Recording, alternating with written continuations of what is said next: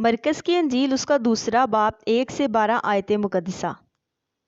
کئی دن بعد جب وہ کفر نحوم میں پھر داخل ہوا تو سنا گیا کہ وہ گھر میں ہے۔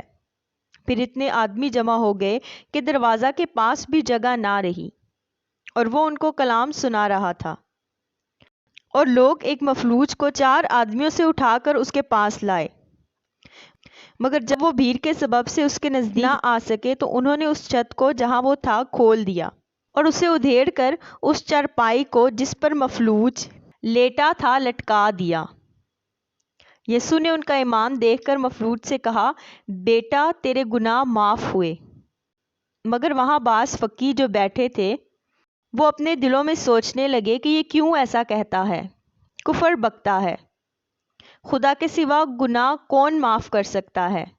اور فعل فور یسوع نے اپنی روح سے معلوم کر کے کہ وہ اپنے دلوں میں یوں سوچتے ہیں، ان سے کہا، تم کیوں اپنے دلوں میں یہ باتیں سوچتے ہو؟ آسان کیا ہے، مفلوج سے یہ کہنا کہ تیرے گناہ معاف ہوئے، یا یہ کہنا کہ اٹھ اور اپنی چارپائی اٹھا کر چل پھر؟